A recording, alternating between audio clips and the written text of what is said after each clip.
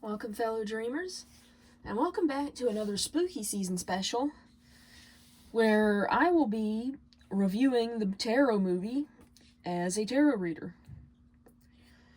Now, I've chosen to do this for the simple yet biggest reason of the fact that this is something that is very important to me. This is an issue that just needs to be touched on, and the fact of the matter is there are a lot of misconceptions revolving around tarot cards and tarot readers, and I was even reluctant to watch this movie for this very reason, but this didn't exactly help my dad and my aunt, my case with my dad and my aunt, who were kept going, "Oh my gosh, tarot cards are demonic." So, another thing is it, also doesn't help people take, tarot readers seriously, As you know, I've been trying to start my own tarot reading business, and, I've had a difficult time getting it off of the ground, and I solely believe that it is because of the disclaimer that Etsy has me put in the description. And I will, where they basically tell me to say it's for entertainment purposes only.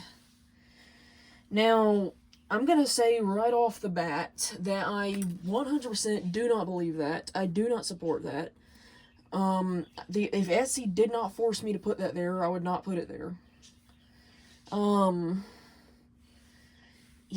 I think it's disrespectful and offensive to both me and my guides that Etsy has me put that there, to be honest.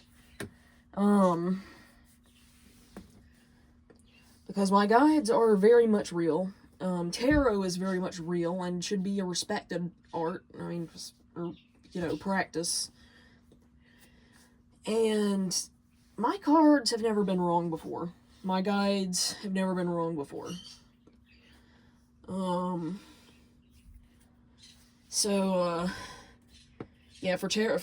Etsy to just sit there and say, "Oh, well, you have to put that it's entertainment in the description," and for other movies to sit here and just make a scary mockery out of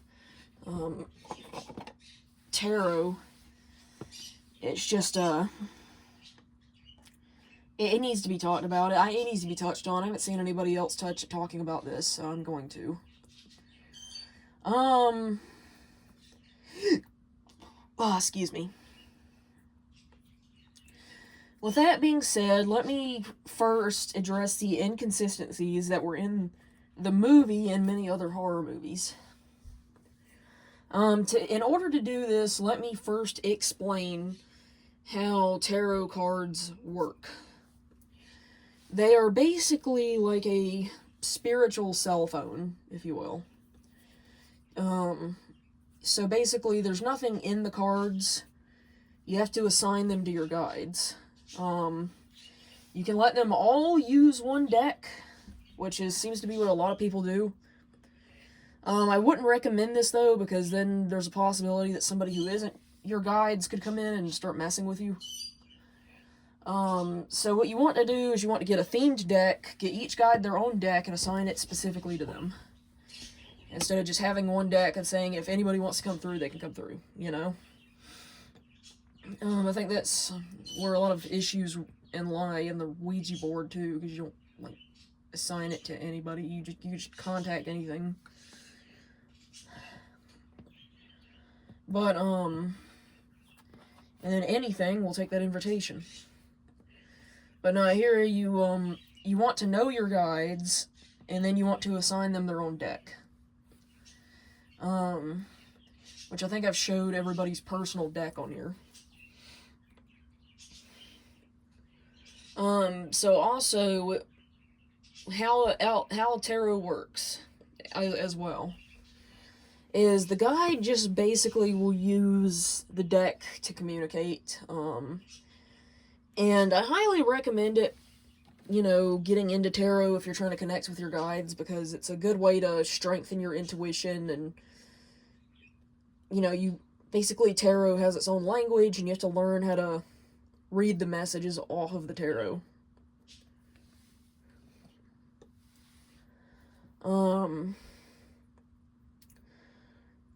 And depending on the guide that you were talking to, now let me also go to say that tarot will not necessarily predict your death or whatever.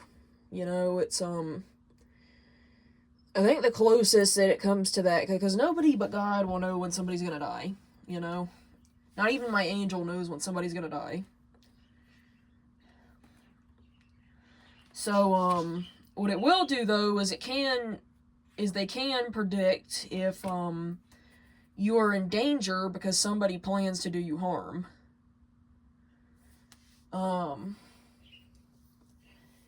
And they can also, and with that information, it doesn't mean to just sit there and take it. It means, okay, so-and-so is planning to screw you over. Maybe avoid doing a business with them, or avoid them from here on out, So it's just kind of like, they give you information, they give you a heads up, and then you can do with that what you will. Like when they tried to warn me that my ex was evil, and I didn't listen, and that I was in danger with my ex, what I should have done, and this is 100% on me, because I didn't listen. I chose to stay loyal. I chose to try to make things work. And because of that, I almost lost my life. What I should have done was I should have left him. The second my cards revealed to me that he was danger, I should have left, or I should have not gotten involved with him to begin with, because, first my dragon tried to warn me that there was danger. I brushed it off. Then my angel tried to warn me that he was plotting to kill me. I brushed that off. And because of that, I will never not listen to my cards again. Or to my guides. I will never brush my intuition off either as me just being irrational again, because, again, it's never been wrong.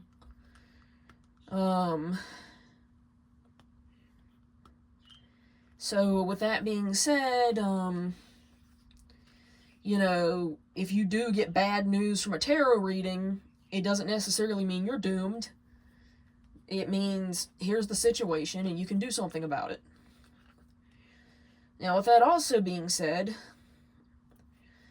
the guides do not have an abundant, endless source of information. They can only give you certain information, depending on their abilities. Like, and some of them do have special abilities, like, a majority of my guides can, like my dragon, like Redmane, my dragon, and Hope, my spirit animal, the most information they can get is what they can eavesdrop out of people. And what they already know. But my dragon does have the special abilities to read and control dreams. Adama, since he is tethered to me, he can only really tell me about Lemuria and about his past life.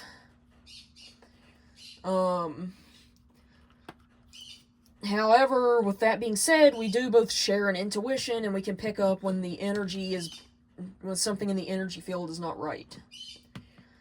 My angel, he can tell me almost anything.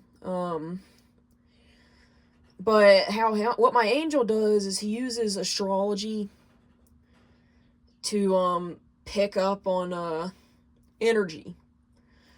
And he reads that energy, and he can predict what somebody's planning to do. So I'm not quite a mind reader. He can predict what somebody is most likely to do. And he can predict if they have good intentions or bad intentions. And then there's the fact that they can read minds, and that they can... Yeah, I think Adama can only read my mind, but, I know Redmayne can read my mind, because he communicates telepathically. I'm not sure how many of them can read minds, but, a lot of them can read minds. A lot of them can tell what somebody's thinking. And this also goes into why you can't use tarot cards to predict, like, lottery numbers. And the reason for that being is because lottery numbers, have no energy on them. They are completely random. The whole thing is random, and you just really have to hope you get lucky when it comes to the lottery. So, yeah, that's why they can't predict lottery numbers, because they don't know. There's no intention, there's no energy behind it. They just spin some balls around and numbers land in place. Excuse me. And with that being said, let me touch on the first misconception of the tarot cards.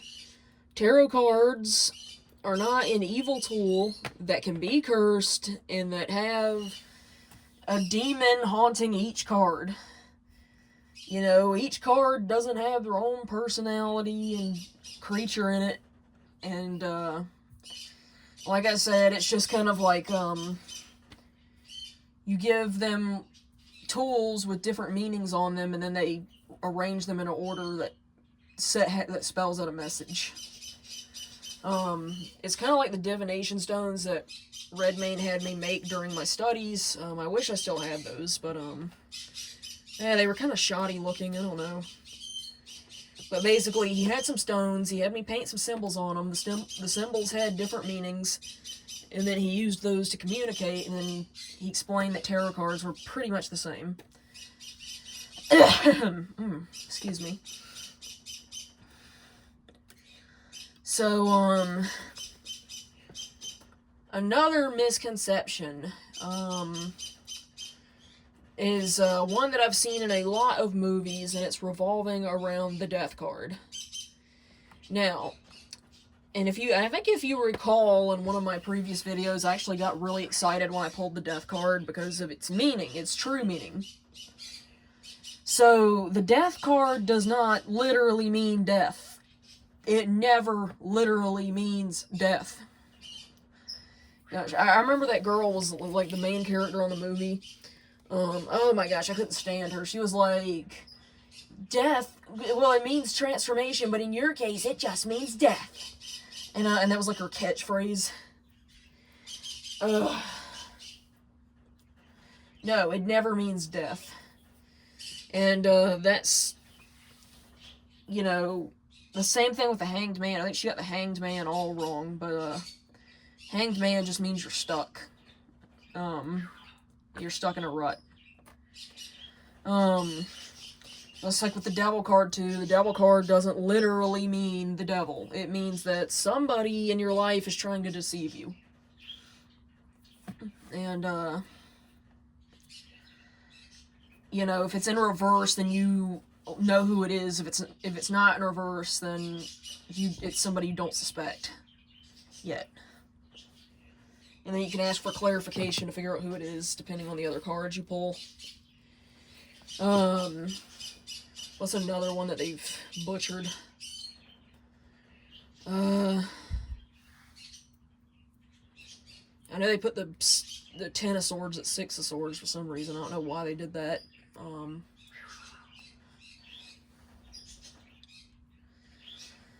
But yeah, that's another misconception. Death, and there was this other misconception where this psychic reader, this was in a different movie, I can't remember what movie this was, but this psychic reader was using her tarot deck, and she pulled the death card 3 times. And I'm like, that's impossible, unless, there's only one card each in each deck. How the heck do you pull the death card all 3 times? And instead of explaining that like, I don't know, like, the deck was haunted or something, she was all like, oh, you pulled death all 3 times, you're screwed. So, yeah, like, again, just makes us tarot readers look bad and not be taken seriously.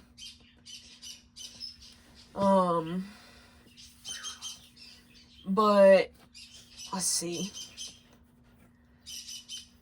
Next is, oh yeah, I was gonna explain what the death card means, I forgot. So death means transformation. If it's upright, you're gonna go through a powerful transformation. If it's in reverse, then there's gonna be difficult emotion. You're still going through transformation, but there's gonna be difficult emotions involved. So, and it's also with the Fool card. I think the Fool card, like, a lot of people are saying, oh, it implies that you're stupid. No, the Fool card, upright, it means that you're, that everybody looks down on you, but, and you're kind of a black sheep, but you have power that nobody sees because they underestimate you. When it's in reverse, however, it's a warning to not do anything rash and to think your steps through. So those were some inconsistencies there. I remember I was getting, like, genuinely angry during the movie, and Dad was like, it's just a movie. But, no, it isn't just a movie, because then it shapes the perception of how people view tarot readers. Like that stupid disclaimer that Etsy forces me to put, like, even, you can even tell, though, when I put the disclaimer in the description, I do just kind of breeze past it and blow it off. I'm like, oh yeah, entertainment, whatever. You know, just like, because I don't believe it, you know, I don't believe in that. I believe in my cards. And for them to force me to denounce them, just, gosh.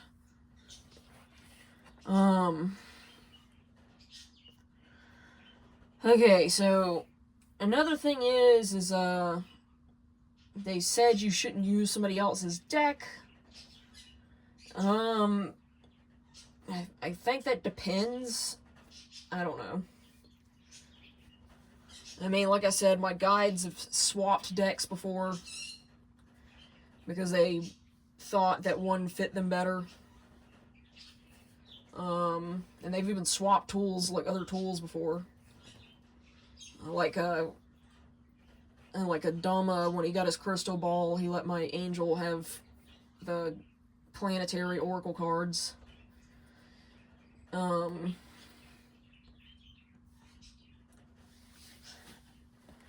Anyways, I think like with any spiritual tool, though, I think it depends on what kind of energy you're drawing from it. Same with crystals, like, and it doesn't necessarily mean the tool's bad, it just depends on if it meshes with your energy or not, you know? So the overall plot, right? So the plot was basically some friends go stay at one of their friends', I think, aunt's cabin or something.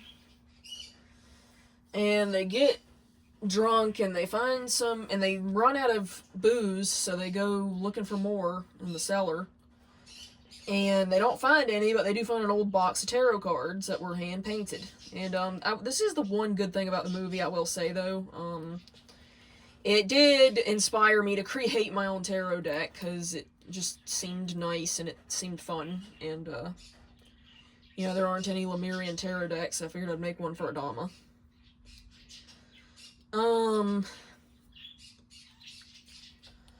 But, yeah, they go down there, and, they find this deck, and, they do this reading I haven't seen before, and I have a book on tarot spreads, okay? And I haven't even found it in here. But it's called, like, a horoscope tarot spread. And they basically, like, put 10 cards around and then, like, put, like, one in the middle. So, I've never seen this done, like before for reading a horoscope, so I don't know. But, And as the girl, because normally you just do a standard past, present, future reading. But yeah, this girl, you know, she's over here doing these readings, and she's just doing them horribly. She's like butchering the card meanings. She's,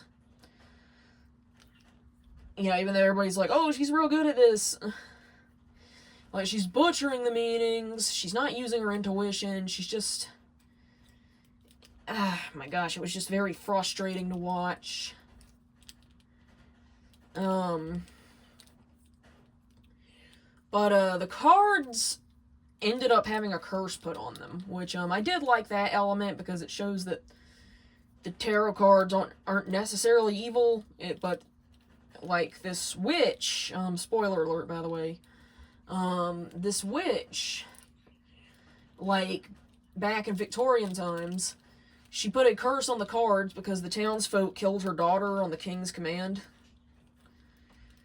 And because she predicted, I think she predicted that the wife would get sick and die with her pregnancy, which, again, you can't predict when somebody is going to die with the tarot cards. I mean, maybe you can predict if they get sick, but it won't give you exact details. It'll just say, you know, hey, there's a health problem here, you might want to get that looked at. I mean, even though it can predict it, you're still gonna need doctor help. You can't just get medicine from anywhere or know how to correctly administer it.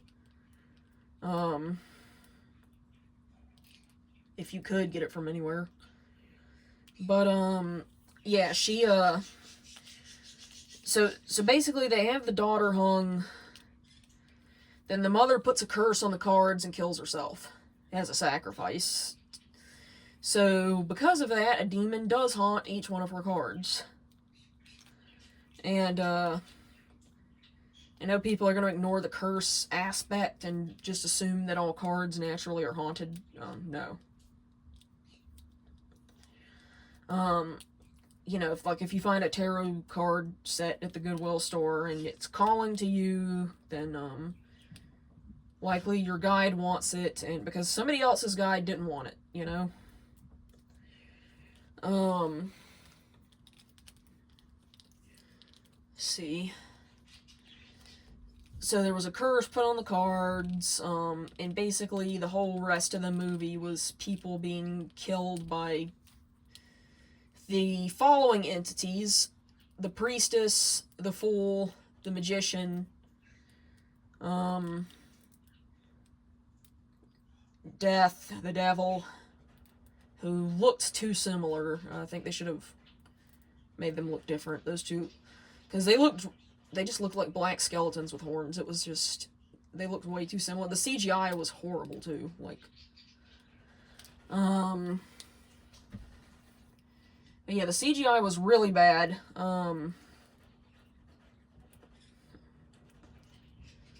Let's see.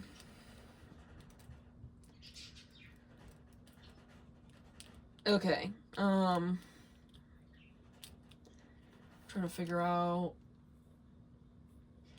I mean, the magician, like, some of the death scenes were cool, but, I will give, like, the effects were really bad. I'm just gonna say that. The effects were really bad. You could tell everything was CGI.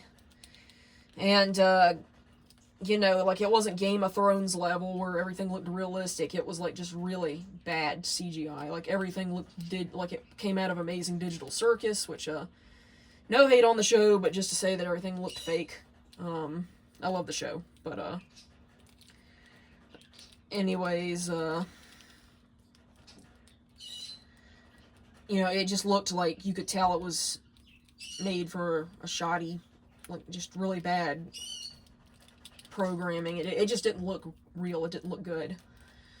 The magician segment was kind of goofy and too comical for a horror movie.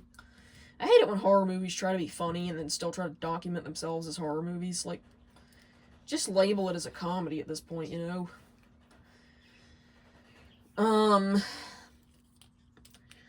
I will say I did like the Fool scene, though. The Fool was like the only part of the movie that genuinely scared me. And I rate that good. I rate that good because you want a horror movie to be scary. You don't want it to not be scary. And, you know, if you have a horror movie and it's not doing its job and it's not scaring me, then you failed at making a horror movie. But, the Fool. So, the Fool scene was the only scene that actually scared me, and I praise the Fool scene for that. But, they had this jester, and, he had, like, his mask would switch from, it was like a theater mask. It would switch from happy to angry, like, back and forth. And, you know, it was like, really terrifying. It was, it was really intense. Like, you could actually feel what the character that was getting stalked by the jester was doing, or was feeling, and, it was actually a really intense moment, especially when the jester was, like, the Fool was, like, looking through the elevator door, and his mask, like, the door opened and closed, and then his mask had switched to angry. So, yeah, that was a good one. So now here comes my personal horror movie rating, which I've chosen to use candy corn to rate, but I give this movie 2 out of 5 candy corns. I'm sorry, 2 out of 10 candy corns. Because for the one thing it did do right, which was the Fool, it had so much else going against it and just was overall more offensive than it was scary. So, yeah. That was my tarot reader reviews the tarot movie segment. And we'll return to our regularly scheduled readings soon, where, you know, you will see the real readings done, and they won't be, you know, faults or whatever. Demons won't come out of the screen.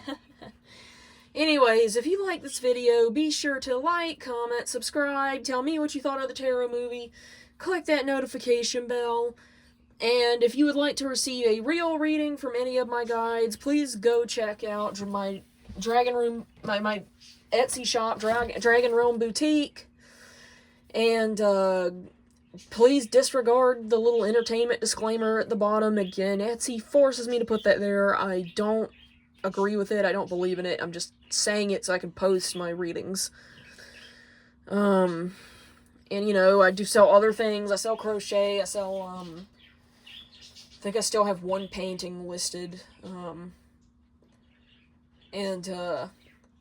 You know, I'm selling a divination tool with some extra jewelry. So do feel free to check that out. Everything is first come, first serve. Until next time, fellow dreamers.